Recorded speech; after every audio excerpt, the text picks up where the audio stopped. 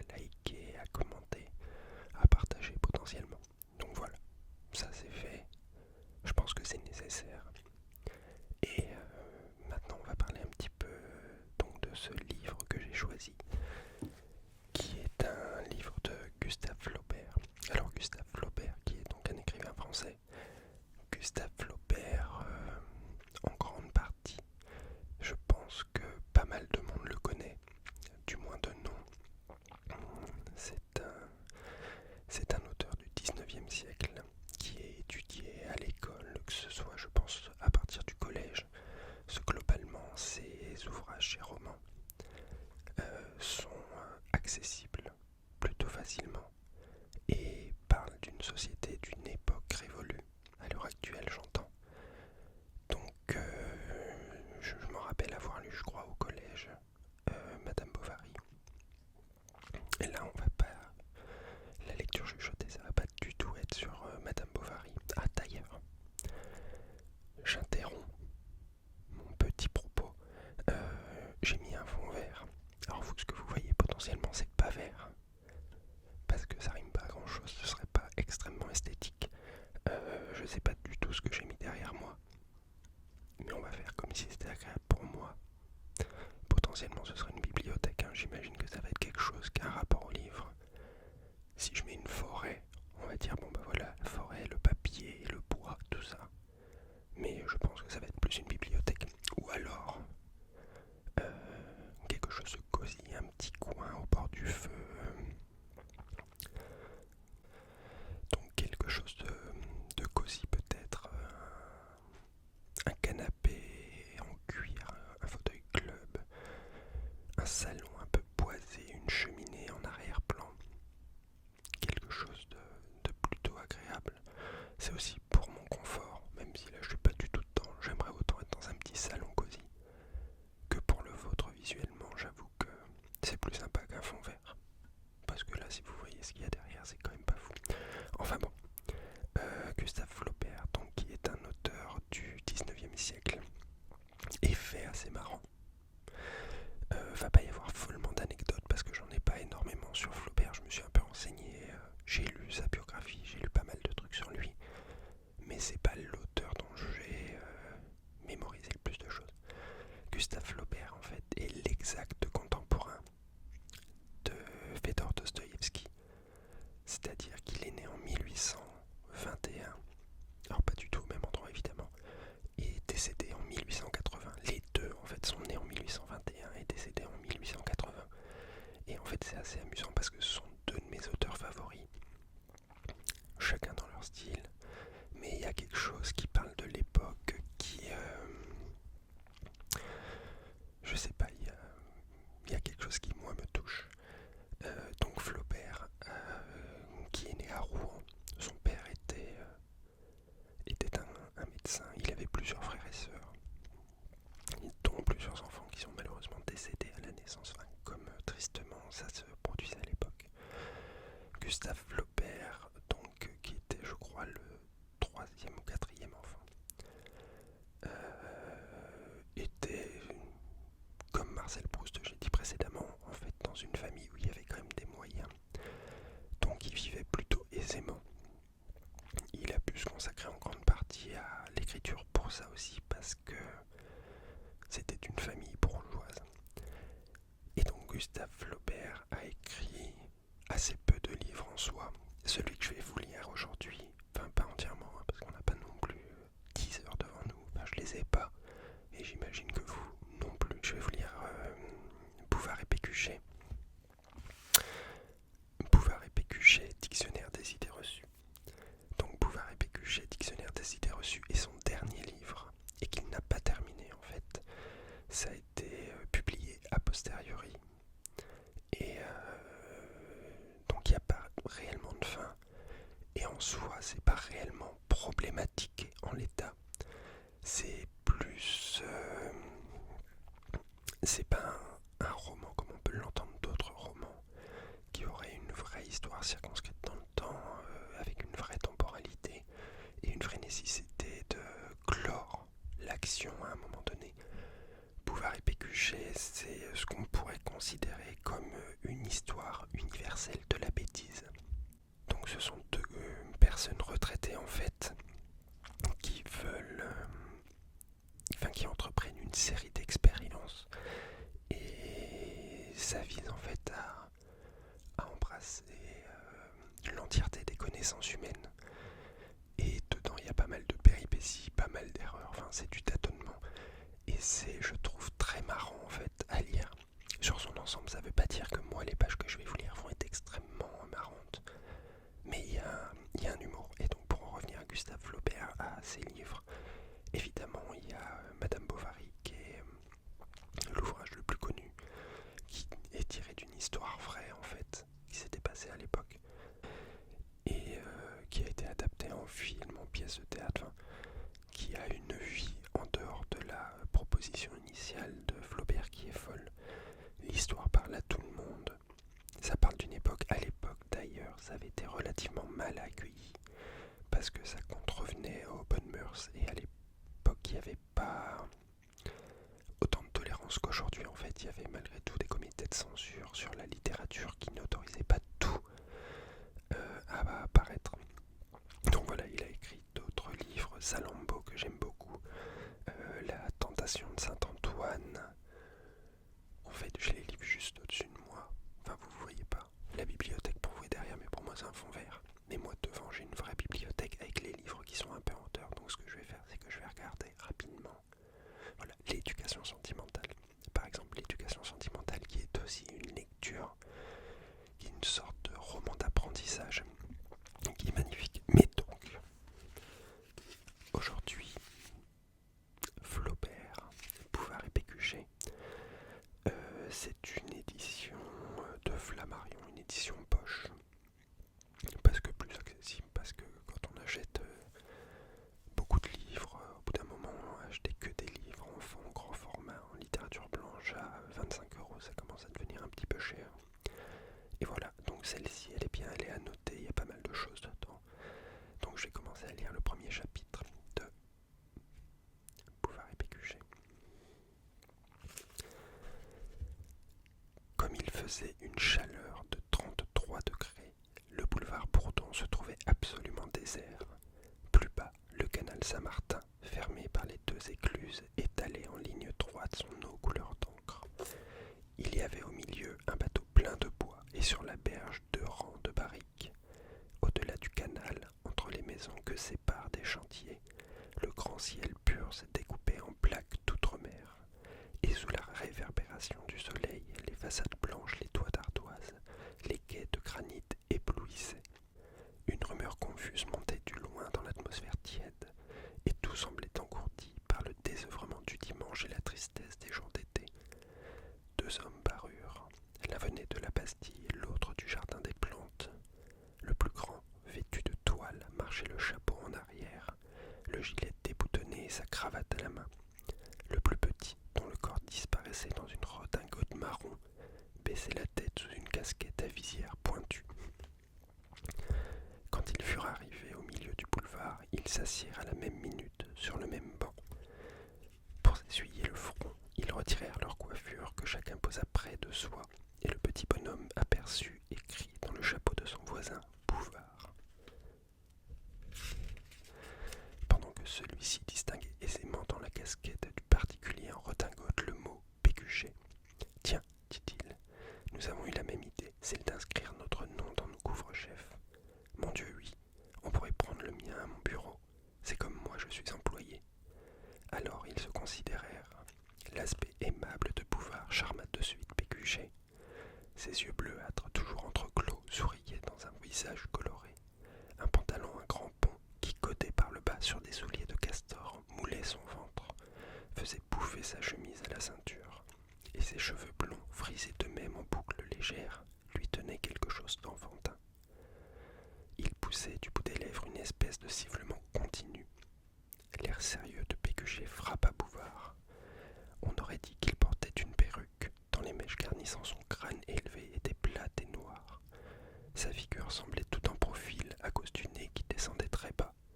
Ses jambes prises dans des tuyaux de lasting manquaient de proportion avec la longueur du buste, et il avait une voix forte, caverneuse.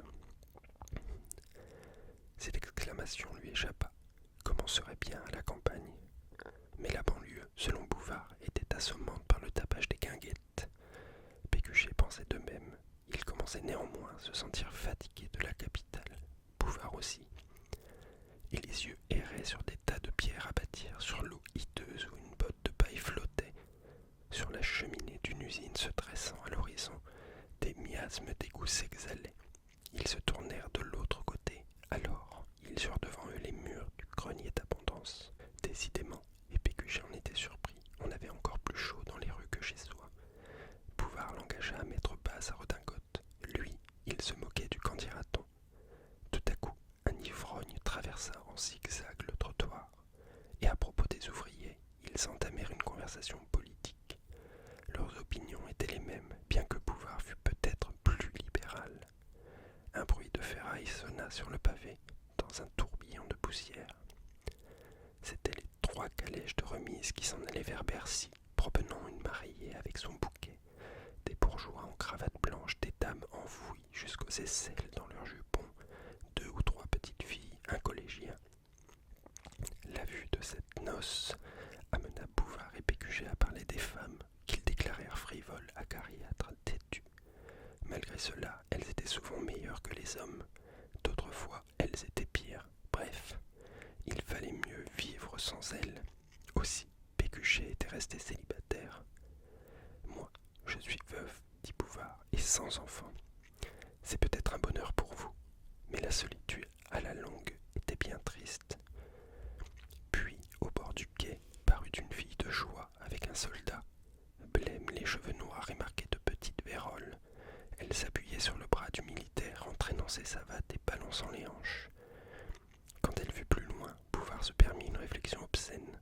Pécuchet devint très rouge, et sans doute pour s'éviter de répondre, lui désigna du regard un prêtre qui s'avançait. L'ecclésiastique descendit avec lenteur l'avenue des maigres ormeaux jalonnant le trottoir, et Bouvard,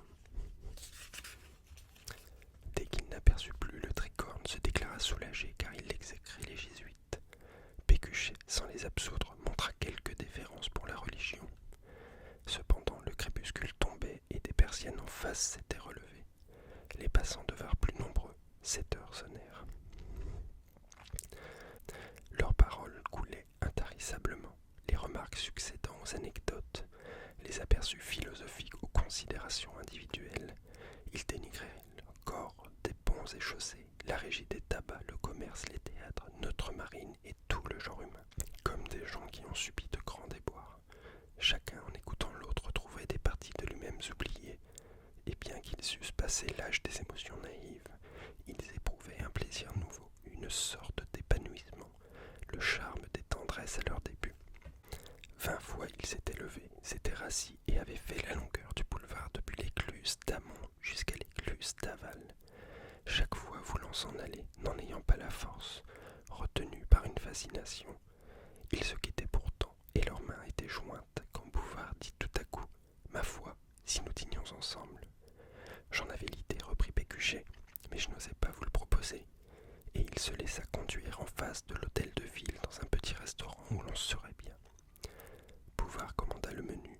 Pécuchet avait peur des épices comme pouvant lui incendier le corps. Ce fut l'objet d'une discussion médicale. Ensuite, ils glorifièrent les avantages des sciences. Que de choses à connaître, que de recherches, si on avait le temps. Hélas, le gagne-pain l'absorbait, et ils levèrent les bras d'étonnement. Ils faillirent s'embrasser par-dessus la table en découvrant qu'ils étaient tous les deux copistes. Bouvard dans une maison de commerce, Pécuchet au ministère de la Marine, ce qui ne l'empêchait pas de consacrer chaque soir quelques moments à l'étude. Il avait noté des fautes dans l'ouvrage de Monsieur Thiers, et il parla avec le plus grand respect d'un certain Dumouchel, professeur. Bouvard l'emportait par d'autres côtés, sa chaîne de montre en cheveux et la manière dont il battait la rémolade décelaient le Roquentin plein d'expérience, et il mangeait le coin de la serviette dans les selles en débitant des choses qui faisaient rire. Cette phrase est un peu obscure, je trouve. Enfin, à lire à haute voix, en fait, je suis pas au point là. C'était un rire particulier, une seule note très basse, toujours la même, poussée à de longs intervalles. Celui de Bouvard était continu, sonore, découvrait ses dents, lui secouait les épaules, et les consommateurs à la porte s'en retournaient. Le repas fini, ils allèrent prendre le café dans un autre établissement. Pécuchet, en contemplant les becs de gaz, gémit sur le débordement du luxe, puis d'un geste dédaigneux écarta les journaux. Bouvard était plus indulgent à leur endroit. Il aimait tous les écrivains en général et avait eu dans sa jeunesse des dispositions pour être acteur. Il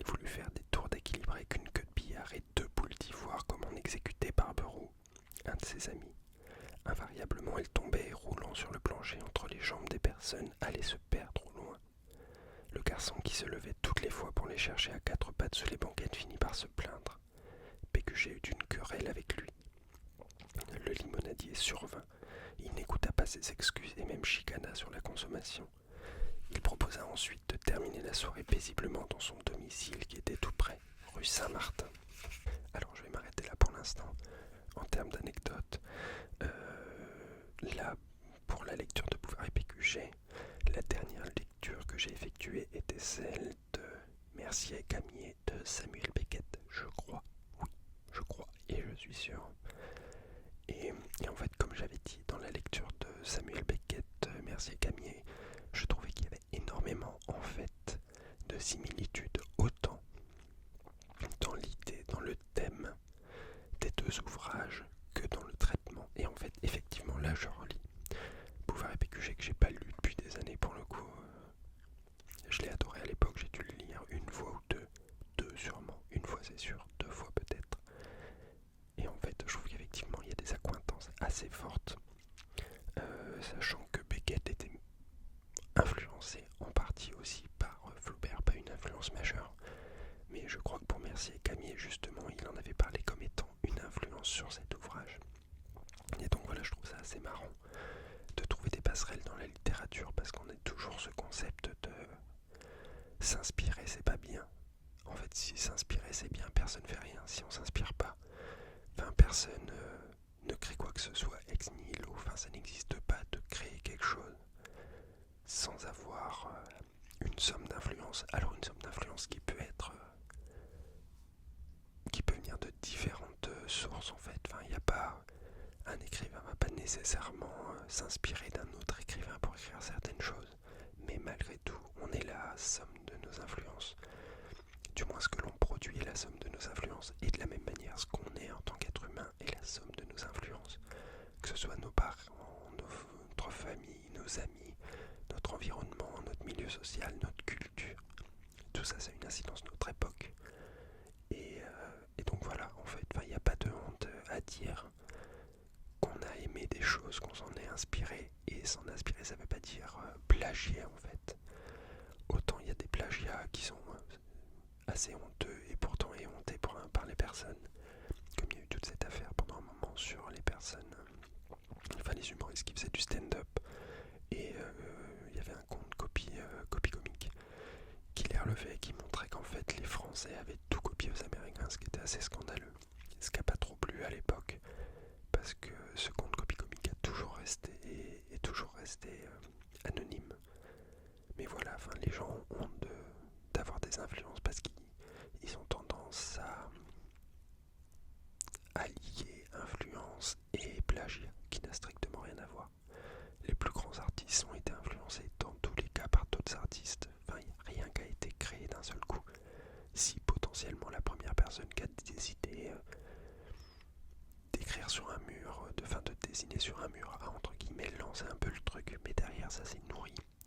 De la même manière, la littérature, je veux dire les récits homériques, donc l'Iliade et l'Odyssée, sont avant tout en fait des récits oraux. Il n'y avait pas de support à l'époque, papier ou autre.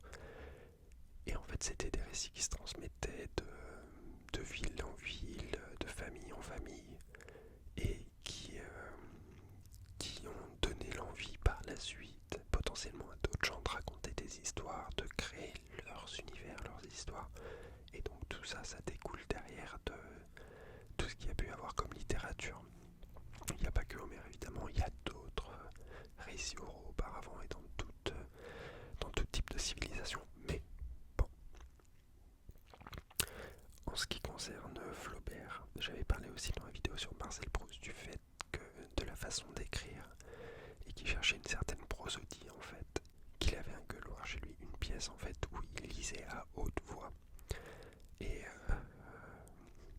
donc voilà, je le rappelle dans cette vidéo parce que je trouve ça intéressant pour être sûr du rythme, de la façon dont les choses pouvaient être lues, parce que malgré tout l'écriture ça reste un acte solitaire et relativement silencieux. Je veux dire, les gens écrivent en silence et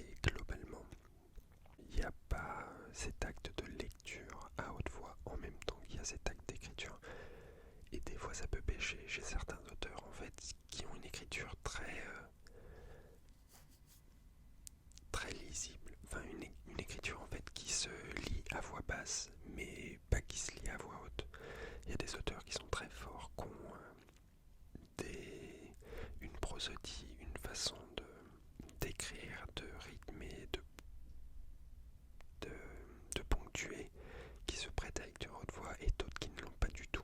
Et voilà, et Flaubert, je trouve justement, il a quelque chose de très naturel dans le mouvement des phrases, quelque chose de très vivant, de très organique, parce qu'il les a testés justement à haute voix. Donc voilà, je vais continuer de lire un petit peu. Je n'ai pas beaucoup d'autres anecdotes sur Gustave Flaubert, donc je vais faire encore 1 ou 2 pages, et puis je pense que ce sera satisfaisant pour tout le monde, j'espère. Moi personnellement ça reste satisfaisant parce que je prends du plaisir à lire, j'espère que pour vous également. À peine entré, il endossa une manière de camisole en indienne et fit les honneurs de son appartement. Un bureau de sapin placé juste dans le milieu, incommodé par ses angles, et tout autour sur des planchettes sur les 3 chaises, sur le vieux fauteuil et dans les coins se trouvaient pêle-mêle plusieurs volumes de l'encyclopédie Roret, le manuel du magnétiseur, un fainéant d'autres bouquins, avec des tas de paperasses, de noix de coco, diverses médailles, un bonnet turc et des coquilles rapportées du Havre par Dumouchel. Une couche de poussière veloutait les murailles autrefois peintes en jaune. La brosse pour les souliers traînait au bord du lit dont les draps pendaient. On voyait au plafond une grande tache noire produite par la fumée de la lampe. Bouvard, à cause de l'odeur sans doute, demanda la permission d'ouvrir la fenêtre. Les papiers s'envoleraient, s'écria Pécuchet qui redoutait en plus les courants d'air. Cependant, il haletait dans cette petite chambre chauffée depuis le matin par les ardoises de la toiture. Bouvard lui dit « À votre place, j'ôterai ma flanelle. » Comment ? Et Pécuchet baissa la tête, s'effrayant à l'hypothèse de ne plus avoir son gilet de santé. « Faites-moi la conduite, reprit Bouvard. L'air extérieur vous rafraîchira. » Enfin, Pécuchet repassa ses bottes en grommelant. « Vous m'ensorcelez ma parole d'honneur. » Et malgré la distance, il l'accompagna jusque chez lui au coin de la rue de Béthune, en face le pont de la Tournelle. La chambre de Bouvard, bien cirée avec des rideaux de percale et des meubles en acajou, jouissait d'un balcon ayant vue sur la rivière. Les 2 ornements principaux étaient un porte-liqueur au milieu de la commode et le long de la glace des daguerreotypes représentant des amis. Une peinture à l'huile occupait l'alcôve. « Mon oncle, dit Bouvard, et le flambeau qu'il tenait éclaira un monsieur. » Des favoris rouges élargissaient son visage charmenté d'un toupet frisant par la pointe. Sa haute cravate avec le triple col de la chemise, du gilet de velours et de l'habit noir l'engonçait. On avait figuré des diamants sur le jabot. Ses yeux étaient bridés aux pommettes et il souriait d'un petit air narquois. Pécuchet ne put s'empêcher de dire « On le prendrait plutôt pour votre père. » « C'est mon parrain, répliqua Bouvard négligemment, ajoutant qu'il s'appelait de ses noms de baptême François, Denis, Bartholomé. Ceux de Pécuchet étaient justes, Romain, Cyril, et ils avaient le même âge, 47 ans. Cette coïncidence leur fit plaisir, mais les surprit, chacun ayant cru l'autre beaucoup moins jeune. Ensuite, ils admirèrent la providence dont les combinaisons parfois sont merveilleuses, car enfin, si nous n'étions pas sortis tantôt pour nous promener, nous aurions pu mourir avant de nous connaître. Et s'étant donné l'adresse de leur patron, ils se souhaitèrent une bonne nuit. « N'allez pas voir les dames » cria Bouvard dans l'escalier. Pécuchet descendit les marches sans répondre à la gaudriole. Donc voilà, je vais arrêter ici. Je vous invite bien évidemment, si vous ne connaissez pas Bouvard et Pécuchet, potentiellement vous connaissez d'autres œuvres de Flaubert, mais pas Bouvard et Pécuchet parce que je suis pas sûr que ce soit extrêmement présenté justement dans les études, peut-être au lycée un peu plus, au collège moins. Mais c'est vraiment un livre très marrant, très intéressant. Et voilà, dans tous les cas, j'espère que cette vidéo vous aura plu. Je me suis amusé à la faire, amusé parce que j'aime lire et parce que c'est toujours agréable de lire. Et je lis jamais à haute voix. Alors là, je suis à haute voix mais je chuchote. C'est assez étrange malgré tout à faire. Mais je ne lis jamais à haute voix et en fait, on redécouvre les œuvres en le faisant à haute voix. Donc voilà, j'espère que vous allez passer une bonne fin de soirée parce que nous sommes évidemment le soir logiquement, ou alors il faut regarder un autre moment et dans ce cas là je vous souhaite de passer une bonne journée. J'espère que vous allez bien parce que je ne l'ai pas dit au début et